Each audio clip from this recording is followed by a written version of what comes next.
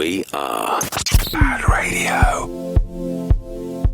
Welcome along to the podcast. My name's Darren Rogers and I'm joined by my co-host and friend, Stephan Cole. Hello, Steph. Hello, Darren. I need to ask you something. Would you? This is a rhetorical question. I know the answer is going to be. Would you class yourself as middle-aged? Yes. What would you say is middle-aged? Well, I always go for about 50-ish. Okay. Because there's been a list of clothes that fellas look daft in when they've hit middle age. Mm-hmm. What do you reckon is on the list inside the top 10 of what men look daft in when they hit middle age? I'm going to say tight trousers or jeans. Skinny jeans at number 11. Yes.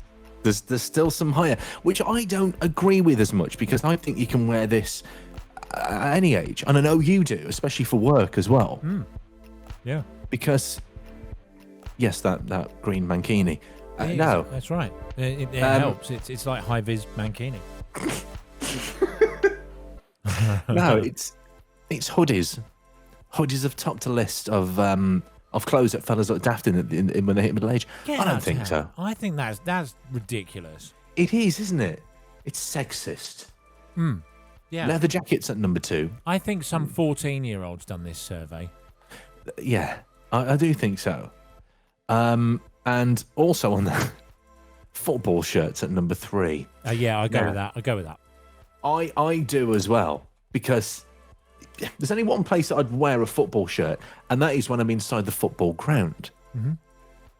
I wouldn't go to Tesco's with one on, let's just say. No, you wouldn't, would you? No. And at number 6, flip-flops. Ah. Well, what is it, right, when it's Baltic outside? It's been really cold, hasn't it, over the last maybe couple of weeks, We've had a frost and stuff like that. And what I don't understand is men that wear a big duffel jacket because it's cold, preceded by shorts and flip-flops. Yeah. What is going... I can't explain it. I cannot explain it, Darren. So your top half is hot, but yet your legs are cold. Is that how it works? Apparently. I get it why the postmen do it. That's understandable. You know why the postmen do it? No. Right. So they walk around all day. From the start of their shift to the end of their shift, they walk around. Yeah. If they're not getting wet from the rain, they're sweating. So what happens is the trousers would just get heavier and heavier and heavier and just soggy and disgusting. So they wear shorts. Ah, no way. Yeah, that's why they wear shorts. And they wear shorts in this country all year round. Mm. Do they have as such posties in America? They must do, but not like bare knuckle kind of shorts and t-shirt, whatever they wear. Ben, is that like a postie off? We can have a postie off, bare knuckle postie off. There's a bit of a. If you're interested, mate, they're selling tickets for 40 quid. Yeah, down in the basement, down there. Yeah, you know it. Yeah, 40 quid. Bare knuckle postie off. It's like deliver. What's he going to do? Get signatures for deliveries quicker than the other one? That's right. Yeah, compete. Because over here we have the Royal Mail, don't we? They're like the elite. They're royal. We should have them against UPS in America. Oh god, no brainer. Bad Radio. Now, I know full well that you'll have something to say on this. So you're on Facebook, and what do you use more, Facebook or Insta? I think you're more of a Facebook one, aren't you? Yeah, I am. I don't use that a lot either, really, to be fair. No. You know, when you're scrolling through your Facebook, when you're bored scrolling, and you're scrolling through, and you see either a cat or a dog. Mainly dogs get this. And there's when somebody sets up a social media account for the dog, you know what? A third of us in the papers this week, a third of us have actually set up a social media account for our pet to show them off to the world. No. A third, Darren. That's just... a third. Have you done that yet? No. Yet. What's your thoughts on that? I think it's ridiculous. I mean, how is a dog going to use Facebook? You know, seriously, it's not. And the thing is, his paws really probably, you know what it's like on the iPhones when you've got wet fingers and it doesn't scroll up on the screen. I doubt their paws would be able to do that as well, especially with the claws. Do you think? Imagine if it's not actually us that set up an account, the dog itself has done that. Fifi has ticked the terms and conditions. He's confirmed we're over 18 because dog ears, clearly. Yeah. But what's that about? 6? Something like that? Probably not even that. Rough. He's confirmed it. Tick. And he's set up an account. What happens if it's genuine? It's not the owners. It's like, oh, Fifi set that up again. Yeah. Scooby-Doo. Exactly, Scooby-Doo Benji. I'm sure Benji could have set one up from the 80s. Feeling rough today, under the weather. Bit poorly. A bit. Hang on. Thank you. A bit poorly. That's a good one. Anything else? There'll be raining cats and dogs soon. Oh, good one. Cats and dogs. I just thought you just done a random pause. We are Bad Radio. So it was April the 1st recently. Yes, it was. What did you do, or what did you get?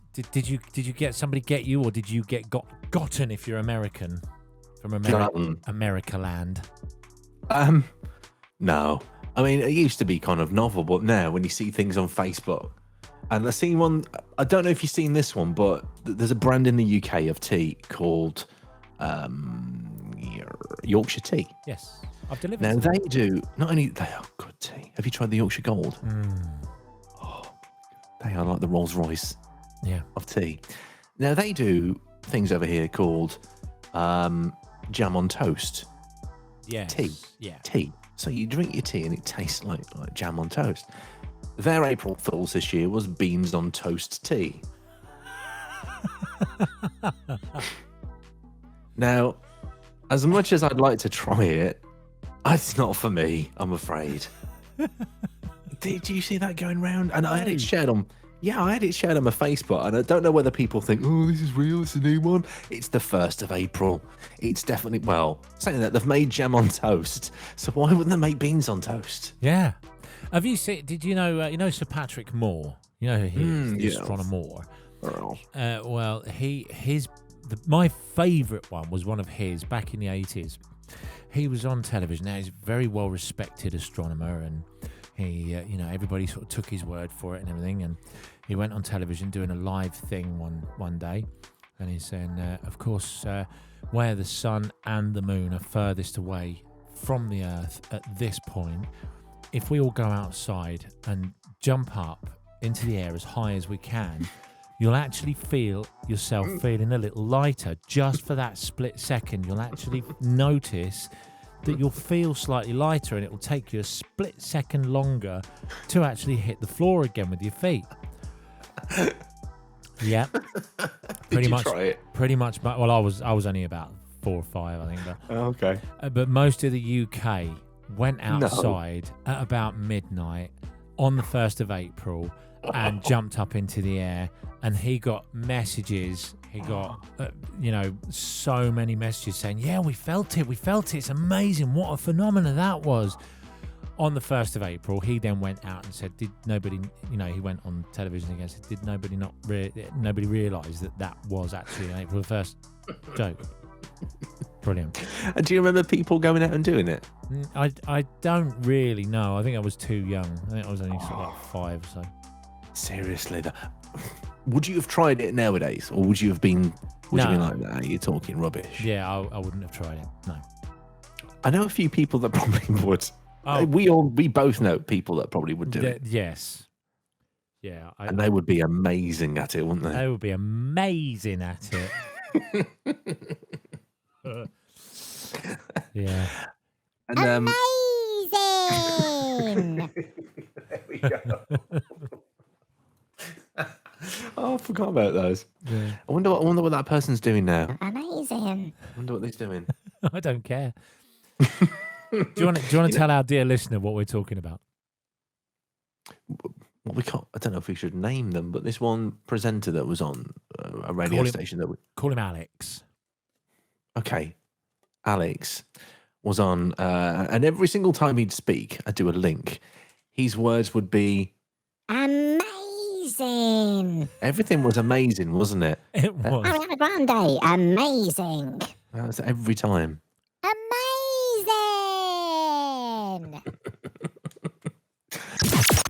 Bad radio. You know when you suck on helium, And you start sounding like this. Yeah. have you ever done that? Because I've never done that. I've done it Have you? once. I've done it once, and I didn't like it. What happens to you? Do you get all big headache and all that? No. I got a bit of a tight, it was a slightly tight chest, and I thought, no, I don't like that.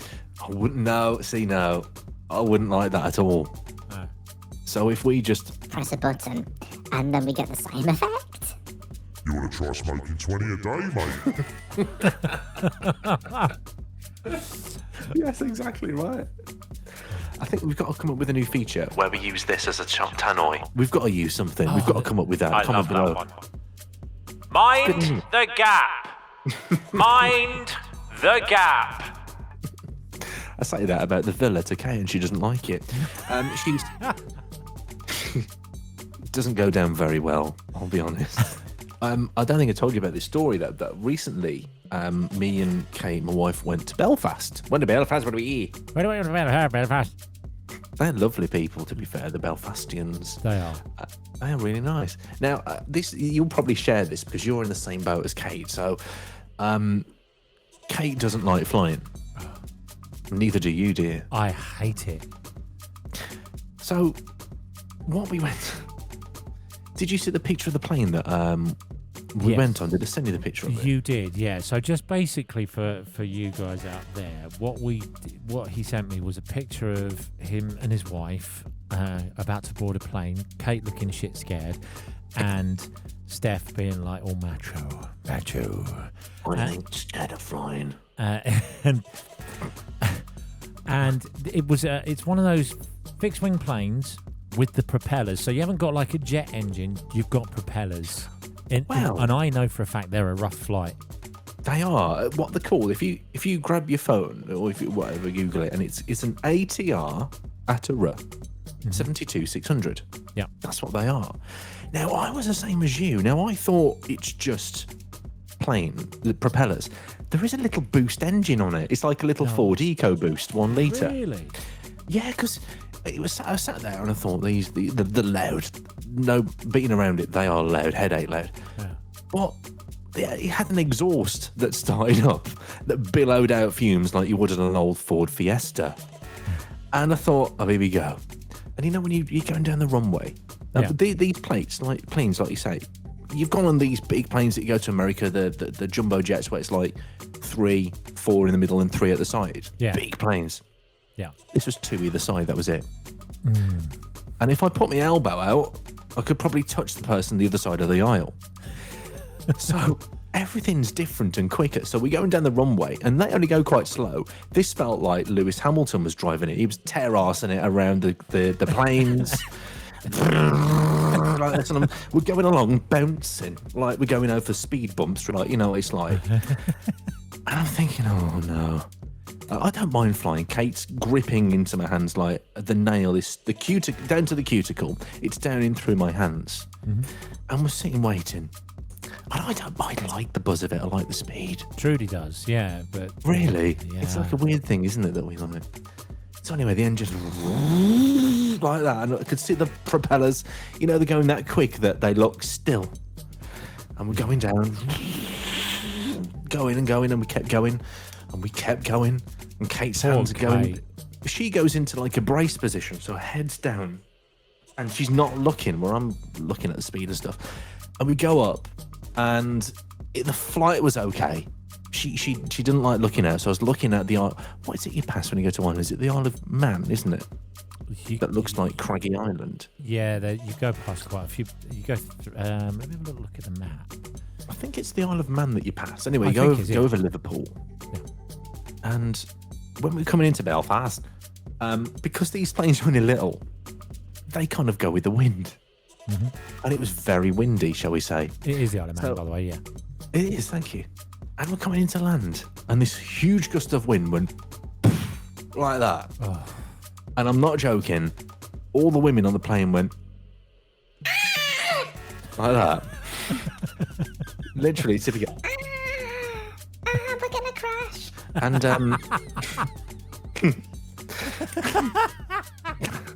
that's just Kate. Have we landed yet? No, we're still like 20,000 feet up in the air. And one thing as I love, right? So she's there like, Oh, we're gonna die. We're gonna die. Get in the brace position. We're gonna die. and I look up, and the air stewardess is literally sat there filing her nails. Yeah. Look at her.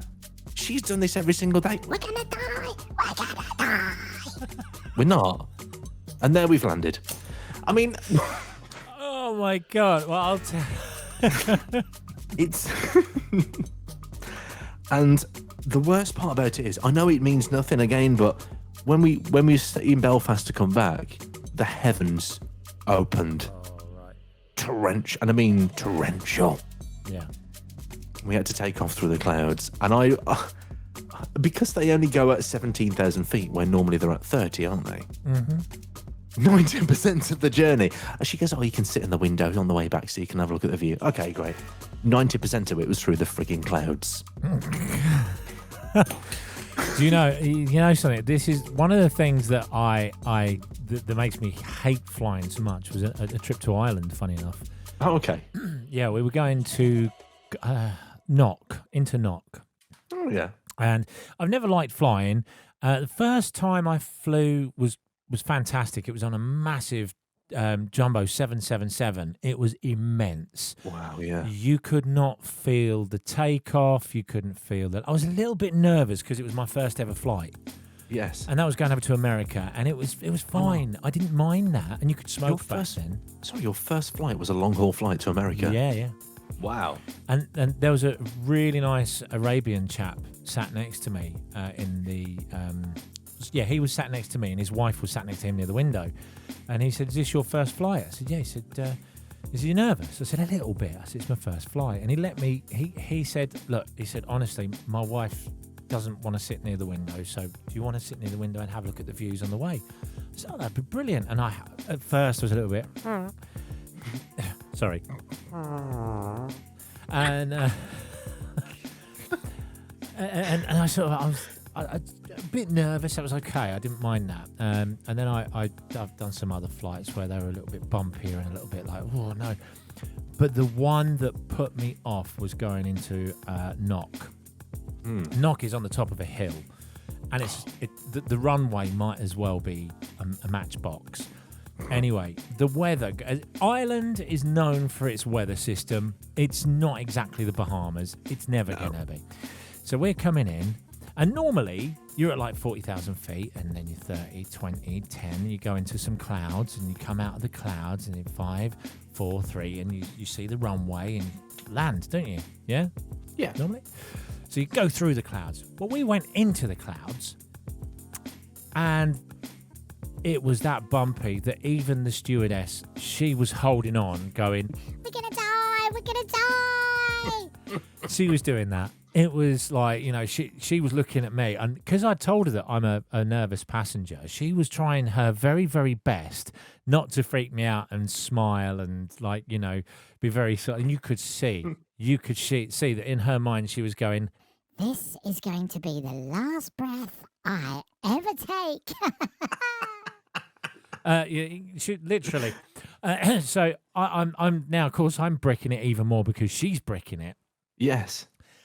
We come down, and I don't know if you know what RAF pilots do, or any sort of fighter pilot does, but what they do is when they're landing into the wind, they put the plane on its side, almost, and put the body of the plane into the wind to slow them down. And then as they hit the floor with the rear wheels, they straighten up. So you get this massive shake. Yeah. Well, the pilot did that. Oh, no. And, No. Yeah. No, we thank you. slammed down onto the runway. No. And No. yeah, I was shaking when I went to get off, and I said to the stewardess, I said, please don't ever let me see that pilot because I will kill him.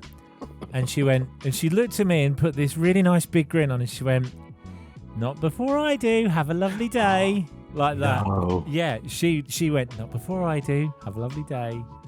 Like, yeah. Then you're like, it's at that point where you think, this is not normal. Yeah, I'm like, I hate flying. I'm with Kate all the way on that. Hate it. Well, technically, I suppose because you've got that out the way in your first flight, the rest should technically be more plain sailing, you'd think. Hopefully. Yeah. See, I've got a Mexico trip coming up in May, and that is like 11 hours. Yeah. That's your hell. Well, to be fair, once I'm up there and I've calmed down and I've walked around a bit, I'm okay Yes. on the bigger planes. The bigger the plane, the better. I agree.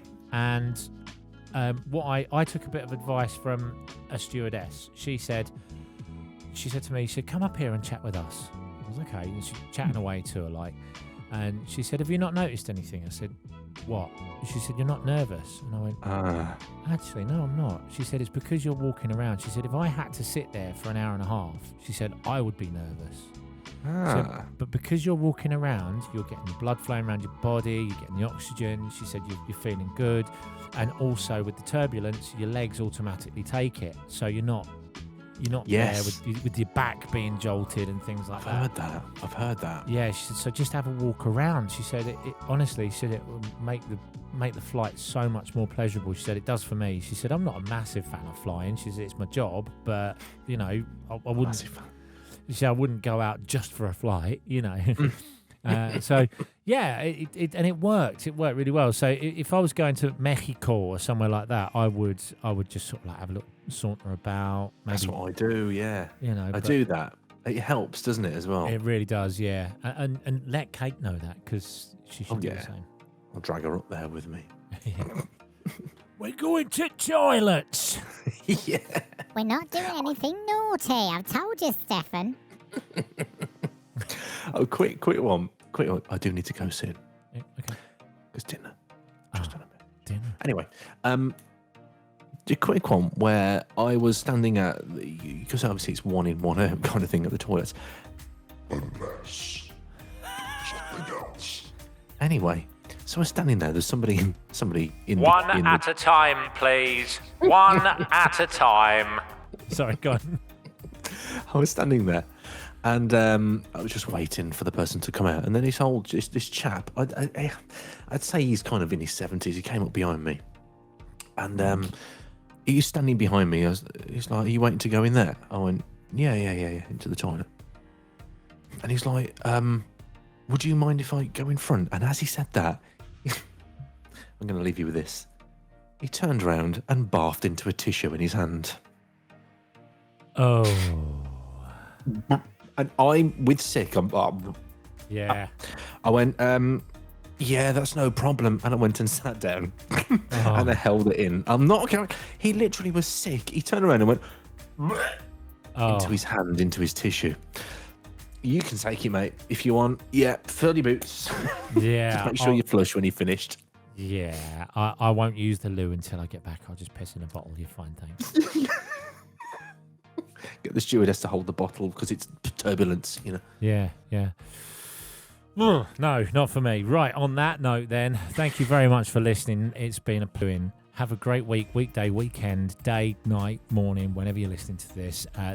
We've really enjoyed it. I've enjoyed it, Steph.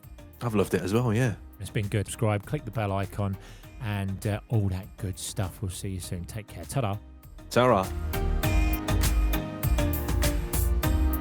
Bad radio.